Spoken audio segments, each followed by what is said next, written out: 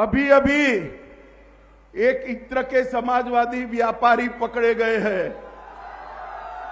अखिलेश जी को बहुत मचलन हो रही है, क्यों रेट डालते हो, क्यों रेट डालते हो। घर में से कितना रुपया निकला मालूम है? 250 करोड़ रुपया निकला, 250 करोड़ रुपया। बीते दिनों जो बक्से भर भर के नोट मिली है, नोट, उसके बाद भी ये लोग यही कहेंगे कि ये भी हमने ही किया है। देश में केवल समाजवादी पार्टी के लोगों को इसका दर्द क्यों हो रहा है?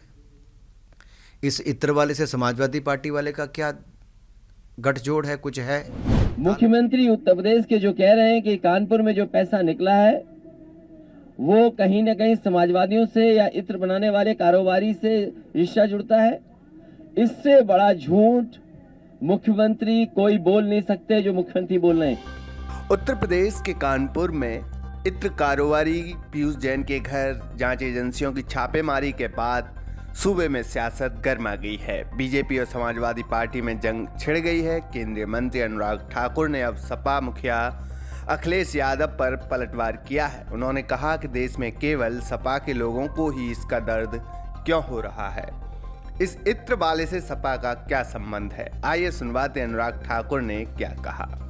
सपा के 5 वर्ष में गुंडा राज, माफिया राज का बोलबाला था, भ्रष्टाचार चरम सीमा पर था और जिसके कुछ उदाहरण आपको ताजे ताजे देखने को मिल भी रहे हैं। मैं तो ये कहूँगा, काश उन 5 वर्षों में अखिलेश जी ने गुंडा राज, माफिया राज के खिलाफ कड़ा प्रहार किया होता। अतीक अहमद, मुख्तार अंसारी की बिल्डिंगों को गिराने का काम उन्होंने किया होता, जेल में डालने का काम किया होता, बहनों को सुरक्षा प्रदान की होती, तो ये प्रोजेक्ट वो अपने समय शुरू भी करवा सकते थे, ख़त्म भी करवा सकते थे। लेकिन ये योगी जी की सरकार थी, मोदी जी का पूरा आशीर्वाद था, तो 5 वर्षों में हमने बड़े बड़े प्रोजेक्ट्स को बनाकर उत्तर प्रदेश और देश को समर्पित किया है। लेकिन सर, ये सेंट्रल एजेंसीज जिन पर सवाल उठते हैं, देखिए, अगर कोई भ्रष्टाचार करता है, काला धन जमा करता है, किसी के यहाँ पर अगर 270 किलो के लगभग सोना चांदी मिल जाए, 200 करोड़ के लगभग कैश मिल जाए, 6 करोड़ रुपए के लगभग आपको ऐसे परफ्यूम का बाकी सामान मिल जाए, तो आप क्या करेंगे?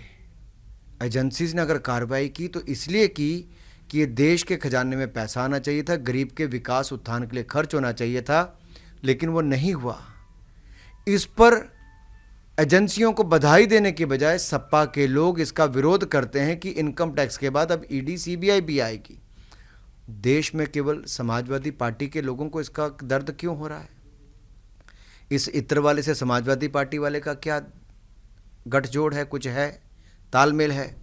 दर्द किसी और को नहीं हुआ, केवल अखिलेश यादव जी और उनके पार्टी के कुछ लोगों को हुआ है। दरअसल बीजेपी पीयूष जैन के बहाने सपा को घेरने में जुटी है। बीजेपी का आरोप है कि इत्र कारोबारी पीयूष जैन से समाजवादी पार्टी के संबंध रहे हैं। पीएम मोदी, गृह मंत्री अमित शाह भी इत्र कारोबारी के बहाने सपा को निशाने पर ले चुके हैं। वहीं अखिलेश यादव बीजेपी पर हमलावर है। अखिलेश यादव ने मंगलवार को कहा कि दीवारों से निकलने वाला रुपया बीजेपी का है। मुख्यमंत्री जी से बड़ा झूठा मुख्यमंत्री कोई नहीं हो सकता धरती पर। अगर योगी होकर के कोई झूठ बोले, भगवा वस्त्र पहन करके झूठ बोले, तो उसमें कोई भरोसा कैसे करेगा? ये मुख्यमंत्री उत्तर प्रदेश के जो कह रहे हैं कि कानपुर में जो पैसा निकला है वो कहीं न कहीं समाजवादियों से या इत्र बनाने वाले कारोबारी से रिश्ता जुड़ता है, इससे बड़ा झूठ मुख्यमंत्री कोई बोल नहीं सकते जो मुख्यमंत्री बोल रहे हैं। आखिरकार जिम्मेदारी किसकी थी? ये जो पैसा निकला है, क्या हवाई जहाज से आया होगा तो भारत सरकार है, ट्रेन से आया होगा तो इनकी सरकार है, सड़क के माध्यम से आया होगा तो इनकी सरकार है, अगर पानी के जहाज से आया होगा तो इनकी सरकार है। आखिरकार जिम्मेदार कौन है? और फिर कम से कम ये साबित करता है, आज लोगों की आंख खुल जानी चाहिए कि नोटबंदी, इनकी योजना जो फैसला लिया था वो योजना इनकी फेल हुई है। आखिरकार नोटबंदी का असर देखिए आप, आज भी नोट मिल रहे हैं। जिन्होंने ये कहा था कि नोटबंदी हो जाने के बाद कहीं भी काला धन नहीं होगा और भ्रष्टाचार खत्म हो जाएगा। तो आखिरकार इतने बड़े पैमाने पर पैसा कैसे निकल रहा है? बता दें कि कानपुर के इत्र कारोबारी पीयूष जैन के घर से करीब 257 करोड़ रुपए कैश, 25 किलो सोना, 250 किलो चांदी बरामद की गई थी। बाद में पीयूष जैन को गिरफ्तार कर लिया गया। कोर्ट ने इत्र कारोबारी जैन को सोमवार को 14 दिन की न्यायिक हिरासत में जेल भेज दिया है। यूपी विधानसभा चुनाव से पहले पीयूष जैन के घर छापेमारी ने बीजेपी को एक बड़ा मौका दे दिया है। बीजेपी इस बहाने अब सपा को घेरने में जुटी है। इस खबर में फिलहाल इतना ही। तमाम अपडेट के लिए बने रहिए वन इंडिया हिंदी के साथ।